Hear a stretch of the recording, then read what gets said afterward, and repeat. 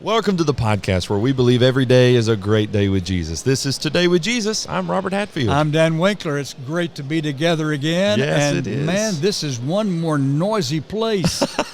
This is different than what we usually do. It is different. What's going on? Well, just like last episode, we're still here in Sevierville, Tennessee, polishing the pulpit. We're in an exhibit hall, so there's a lot of rustle and action going on around us here. Yeah.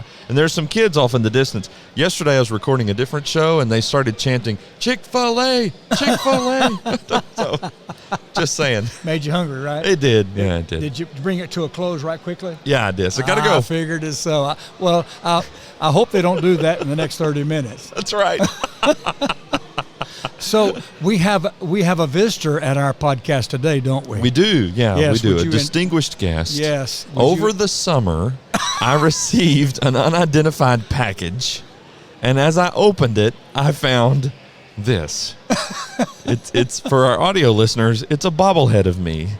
And then I traced it down, and one co-host, Dan Winkler, sent this to me.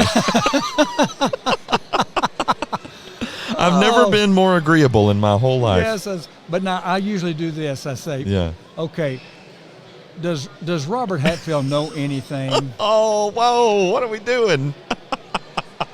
Does he make you do everything? I sent you a picture with this, and you said something like, "You've never looked better."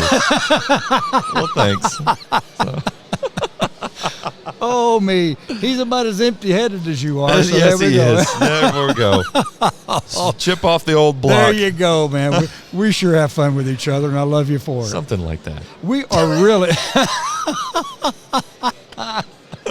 So we're doing some different things this season. Yes, we are. First of all, we're going to be bringing an episode every other week rather than every week. And believe it or not, we're going to try to do it in 30 minutes. And now we've got a streak. See, we've got one episode. So we got to keep the streak alive. We did, and we even had 1 minute left over. We did. Yes. Yeah. And then the music started. So you've put a governor on us. So when folks, you start listening to the music, it's coming along, you know, will they bring it to a close or not? We'll see. We'll see. We're going to be in Isaiah 53 all season long, every other week. And this is what we hope to do. We're going to capsule verses 1 through 9 into under the heading of 4 words. The body of Jesus, the burden of Jesus, the beatings of Jesus, and the burial of Jesus. And then we're going to look at the last paragraph, and we'll look at that last paragraph all together under the heading of 3 more words, and those words are redemption, justification, and intercession, all blessings coming to us because of what Jesus was willing to do and go through. So I'm really, really looking forward to this study. Having done that, looking at the chapter, putting our finger on the pulse of paragraph by paragraph or verse by verse, then we will go back as the season unfolds, 10 episodes in all, and we'll look at 7 messianic prophecies that are found in the chapter and see how they were fulfilled in Jesus by turning to the New Testament. It's just going to be a fantastic study. I'm going to learn so much from it, and I thank you for doing so, Robert. Yeah, I'm looking forward to it too. Every episode we want to do what? We're going to read through Isaiah 53, and I think we ought to do that in just a second when we come back. Is that okay? That'd be great. All right. This is Today with Jesus. Good. From the Light Network. Encourage your soul, enlighten your mind, and empower your faith. This is the Light Network.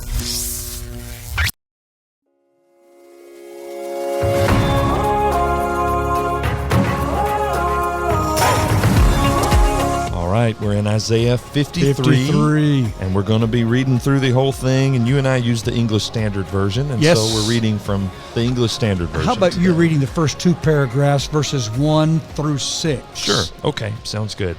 Who has believed what he's heard from us, and to whom has the arm of the Lord been revealed?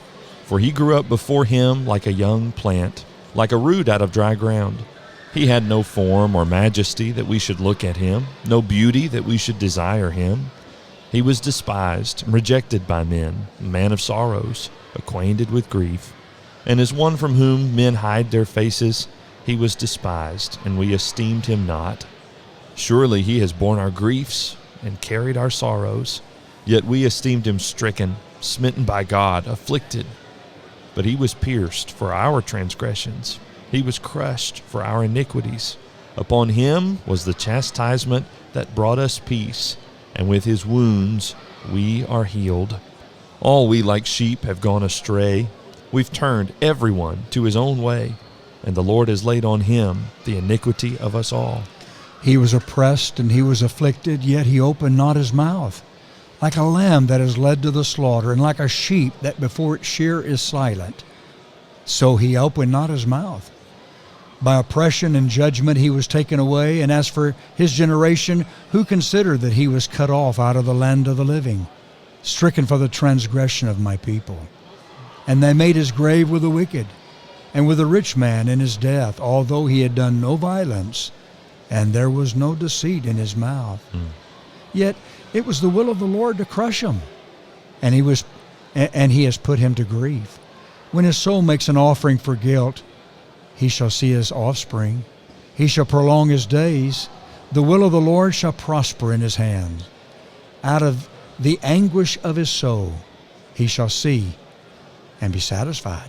By his knowledge shall the righteous one, my servant, make many to be accounted righteous, and he shall bear their iniquities. Therefore I will divide him a portion with the many, and he shall divide the spoil with the strong, because he poured out his soul to death, and was numbered with the transgressors. Yet he bore the sin of many, and makes intercession for the transgressors. What comes to your mind with just that reading of 12 verses, Robert? Well, it's just breathtaking. I mean, I mentioned last time there are all these personal pronouns, and so I just see me all down through here. He has borne our griefs, carried our sorrows, you know. And then to think God was pleased with that. Not that God rejoiced in the servant's suffering, but in the effects of it. That was the plan all along. It's like Hebrews 2, for the joy set before him. Yeah. So there was a lot deeper meaning to the crucifixion than just a Jew tried and erroneously executed for treason. Right, yeah. There was the joy in the heart of Jesus, fulfilling the joy in the heart of God for doing something to redeem mankind. Wow. So we're looking at this chapter under different headings, and the first heading that we want to give some attention to today is the body of Jesus. Would you read again verses 1 and 2, and let's just kind of briefly, in the time that we have left, think about the body of Jesus. Remember, Hebrews 10:5 says, a body didst thou prepare for me. So let's read about this body that was predictively referenced in Isaiah 53 verses 1 and 2. Who has believed what he has heard from us? To whom has the arm of the Lord been revealed? He grew up before him. Now I think the he would be the servant here. That's Jesus. Yes. Before him would be God the Father. Right? He grew up before him. What do you think? Is that, am I right on there? Sure. He grew up before him like a young plant, like a root out of dry ground. Sounds like the odds are against him.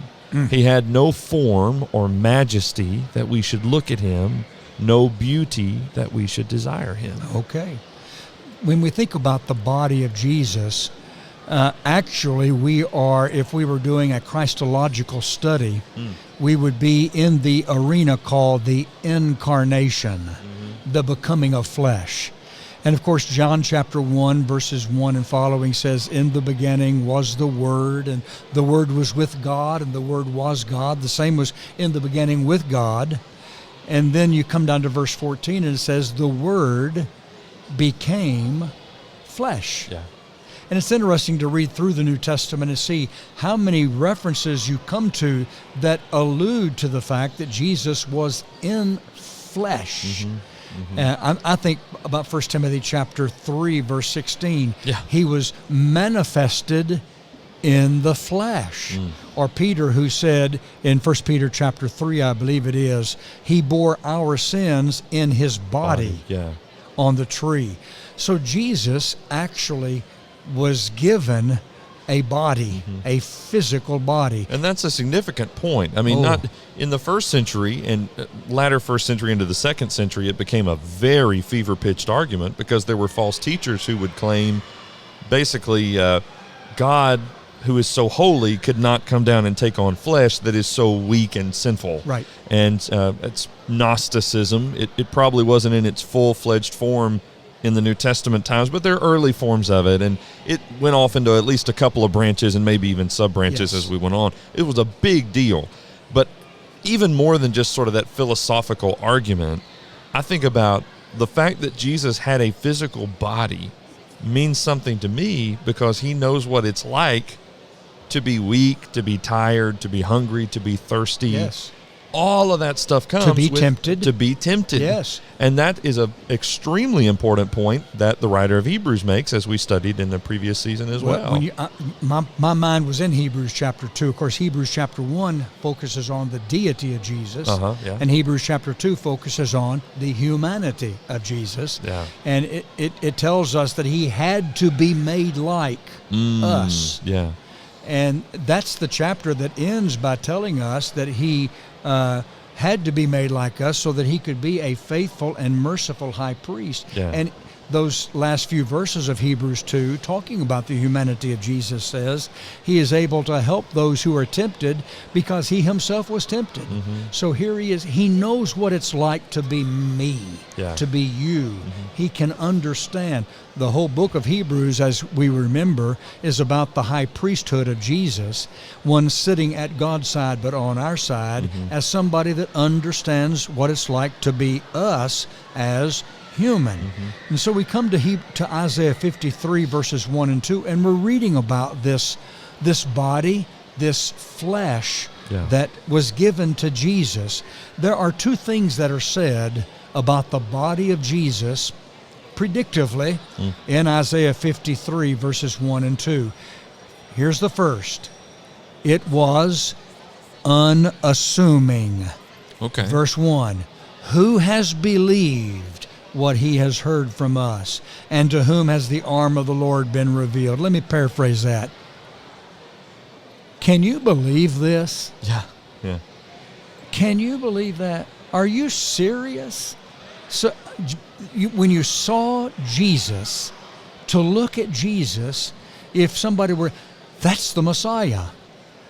Are you serious? Really? Really. To see Jesus, his physical makeup, as the Messiah who is supposed to redeem all of mankind, and of course they had an improper concept of the Messiah. Yeah. This guy's going to release us from Roman oppression. To see this man in his earthly physical form, people would step back and say, you got to be kidding me, man. Yeah. The amazing thing is, right out of the gate here in Isaiah 53, he was he's talking about and anticipating a rejection on the part of the people. Yes. And this is quoted in John 12:38, which says, although Jesus did all these signs, people still didn't believe. And that's fulfilling Isaiah 53:1. That's what John says. Yes. Paul's going to say the same thing in Romans 10, I think about verse 16 or so. Yeah, Romans 10:16.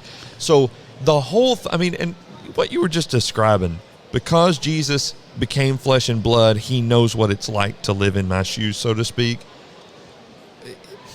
If we weren't familiar enough with the gospel itself, and therefore we were in the shoes of those Jews who are seeing this unfold as it's happening in real time, this isn't the way that a human would think God's going to do all of this. No. And even down to the unassuming form of Jesus' physical appearance. Someone that is supposed to make a big splash. Yeah. And somebody that's going to be the one who saves us all from our past. Yeah. You would think that the heavens would open and the angels would sing together, and all of mankind's attention would be directed to. And here comes the King of Kings and Lord of Lords. Look at him. But no, he has to come in the form of a baby and be put in a feeding trough in an unassuming place called Bethlehem, and then live an unassuming life in a poor family's home, living and learning the art of carpentry, only to step into adulthood. I've heard it said that he was born into a family that had little. When he stepped into adulthood, he had less. And when he died, he had nothing. And that's Jesus. And so you see, and that's carried out even, Robert, into the body that God prepared for Jesus. Let's not forget, Hebrews 10:5 says, a body hast thou prepared for me. God put Jesus in that specific body. It was intentional. Yes. Yes. Of course, he did so miraculously through the conception, and then providentially through the transition of his development in his mommy's womb. And then he comes into this world as a baby, unassuming. I take from that two thoughts. First of all, you just wouldn't believe that he was the Messiah to look at him. And second, if somebody didn't point him out as the Messiah, the Savior, he'd walk right by you and you wouldn't even know he was the Son of God. He was so unassuming. I take that to the Garden of Gethsemane, where in Matthew 26, verse 48, Judas had to give everybody a sign. And he said, now the one that I kiss, he is the one. You wouldn't have recognized him otherwise. So his body was so unassuming. Sidebar, I might need to remember that when I give so much attention on how I look or how I want to look. Okay, Just a sidebar. Okay, right. That's a good point. Now, I thought you were going to proceed to say that explains a lot about my appearance. I really wanted to go there, but I was trying to be serious, and yet you broke the mold. No, that was pretty much in kind for me, wasn't it? Yes, but you had to say it. I couldn't help it. Okay, and I agree heartily. This little bobblehead told me to do it. Okay. There's something else about the body of Jesus that I read here. Not only was the body that God prepared for Jesus unassuming, but it was unattractive. And I say that with the greatest amount of respect. I found that here in verse 2. He grew up before him, God, like a young plant or a tender plant, some translations say, and then like a root out of dry ground. Robert, years ago, we had a little hobby farm, and I mowed that farm not with a bush hog, but with a riding lawnmower. We had 5 acres, and man, it took a while, but it was a time when you could just go brain dead and be out there. We had a lot of trees, large, double trunk tulip poplar trees. It was just gorgeous. It looked like a park. A tulip poplar tree has roots that come up out of the ground, and it's like a massive arm or the leg of a man sticking up out of the ground. And I would go with my push mower around all of those tulip poplar trees, those trunks, but I couldn't mow over them with my riding lawnmower. It was so easy. I did it, I can't tell you how many times, to run over one of those big old rugged roots sticking out of dry ground. It would throw the pin in my lawnmower, and I'd have to go get it repaired. But as a result, all of those roots that were sticking up They were marred and scarred because I went over them with my lawnmower. When I read Isaiah 53, verse 2, like a root out of dry ground, that's what comes to my mind, this old gnarly, nubby root sticking up out of the ground that's scarred and marred. He grew up before him like a root out of dry ground, and it goes on to say, with that in mind, he had no form or majesty, comeliness, some translations say, that we should look at him, and no beauty, that we should desire him. People did not go to Jesus because of what he looked like. He wasn't tall, dark, and handsome. He wasn't chiseled with guns. Look at those biceps. Wow. I want to go with Jesus, man. I want him on my side in the dark alley. So people didn't turn to Jesus for that reason. They didn't go to Jesus or come to Jesus because of what he looked like, but because of who he was and what he offered them. So this is the body of Jesus, and that's how this glorious chapter starts. Here is someone, as you so beautifully set before us in our previous episode, someone that we are to behold. Someone whose overall ministry we are to understand. That's chapter 52, verses 13 to 15. He's the one, chapter 52, verse 3, who's going to be our Redeemer and redeem us without money. And it starts off by saying, okay, let's look at our Messiah. Let's start by looking at our Redeemer. Are you ready? Here's the first point. He was nothing to look at. Really? But that's not why you want to come to him. You want to come to him because of what he offers you from the heart of God. I've talked a lot on this idea of being unattractive. You remember what was said of Moses in Hebrews 11, verse 23? He was a beautiful child. My mom and daddy never was able to say that about me, and I know your mom and daddy couldn't say that about you, right? That's sure. I mean, look at the bobblehead. Look at the bobblehead. Yes. It tells you everything you need to know. But that was said about Moses. That could have never been said about my Lord.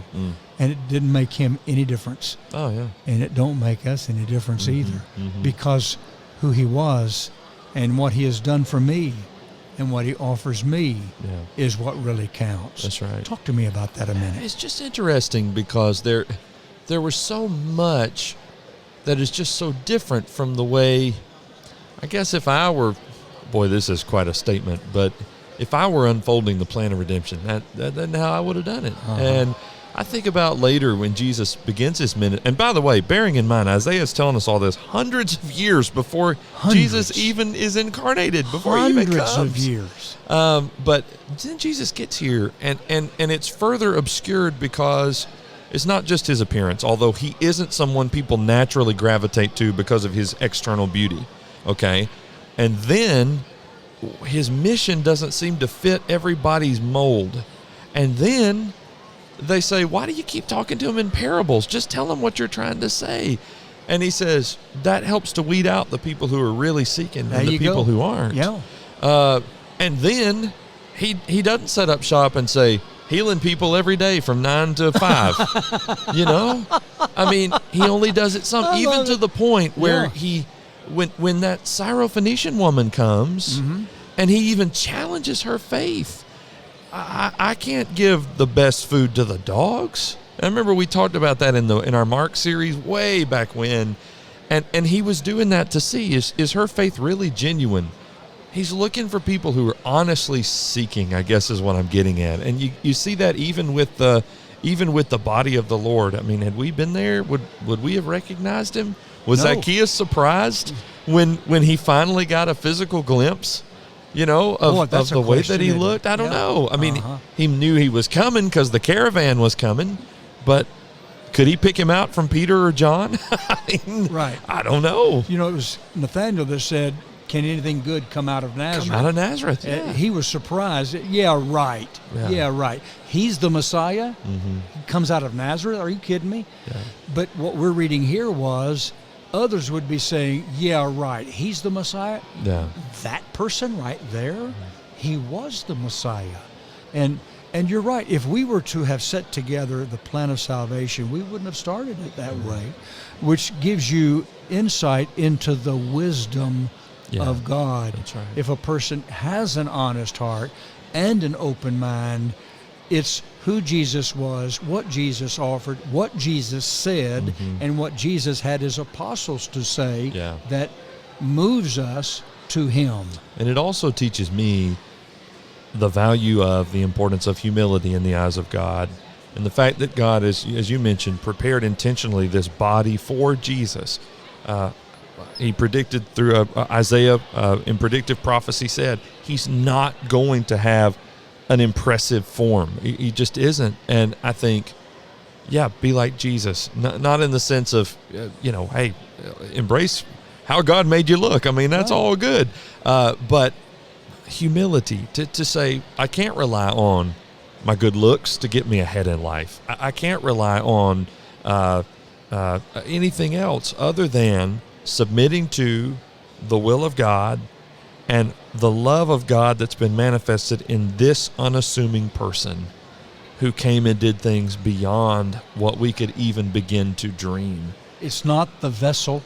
Yeah. It's what is in the vessel that counts with Jesus, his body, and who he was. Yeah. And that's something I need to remember too. It's not like a preacher. Yeah. It's not the vessel, the preacher, the messenger.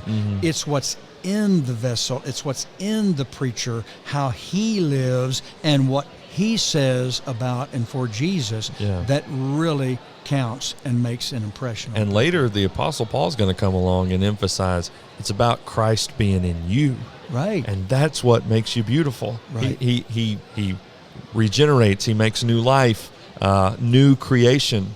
And once you're in him, boy, the true beauty shines when you develop his heart in yours. So do I have time for a story? Oh, yeah, of course.